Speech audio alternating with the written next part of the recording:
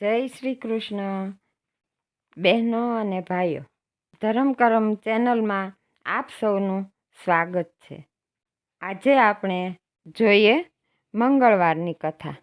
એક નંદક નામનો બ્રાહ્મણ હતો. તેને ભગવાને સુંદર સ્ત્રી આપી હતી. તેનું નામ સુનંદા હતું. આ પતિ પત્ની ઘણા ધર્મિષ્ઠ હતા. સદાય ભગવાનનું સ્મરણ કરતા. ભગવાન આ પોતાનું નામ જપતા દંપતી પર રૂઠો હોય તેમ જણાતું. તેમને સંતાન ન આપ્યું. તે ન જ આપ્યું.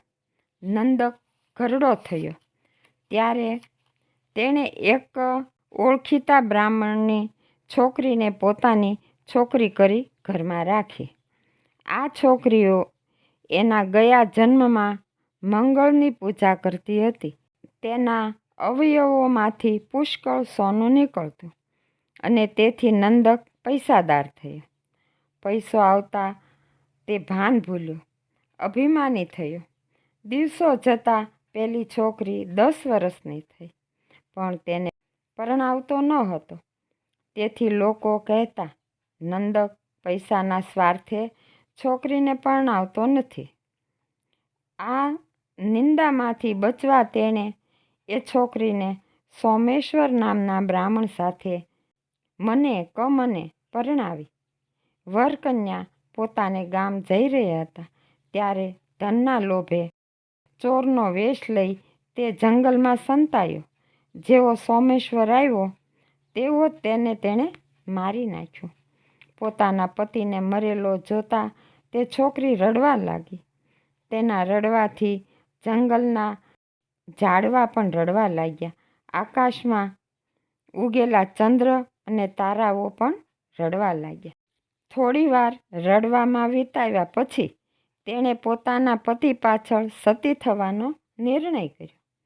તેણે ચિત્તા ખડકી પતિને તેમાં સુવડાવ્યો. તે પછી ચિત્તાની પ્રદક્ષિણા કરી ચિત્તાએ ચડવા તૈયાર થઈ.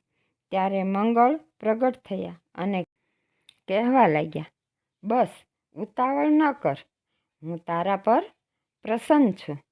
તારે જે માગવું હોય તે માગ. પતિના પ્રાણ, પત્નીને શું માગવું હોય? તેણે મંગળ પાસે વરદાન માગ્યું, જો તમારે મને કંઈ આપવું હોય તો મારા પતિને જીવતા કરો. તથાસ્તુ. મંગળે કહ્યું, હવે તું કાંઈ બીજું માંગ. તને વરદાન આપવા મારું મન અધીરું થઈ રહ્યું છે. પ્રભુ તે બોલી, જો તમે મારા પર પ્રસન્ન છો, મને કંઈક આપવા તમારો વિચાર છે, તો એ ગ્રહાધિપતિ મંગળવારના દાડે સવારમાં તમારું લાલ ચંદનથી અને ફૂલોથી પૂજન કરે, તેને બંધન, વ્યાધિ કે રોગ કોઈ દાડો ન થાય. સર્પ, અગ્નિ કે શત્રુઓનો ભય ન થાય.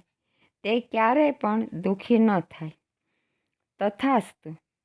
મંગળે કહ્યું, જે કોઈ મારો ભક્ત 21 મંગળવાર કરશે અને એ મંગળવારે જીતેન્દ્રિય રહી એક વખત ધોળા અન્નનું ભોજન કરશે, મને અર્ધ્ય આપશે, રાતા રંગના જુવાન બળદનું દાન કરશે, બ્રાહ્મણને જમાડી દક્ષિણા આપશે, તે કદી દુઃખી નહીં થાય.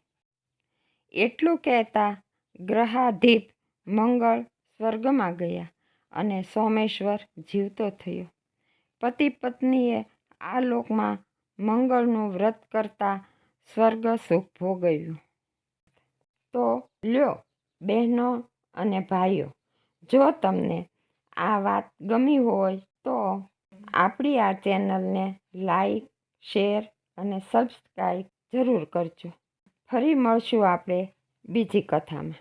જય શ્રી કૃષ્ણ, જય ભોળાનાથ.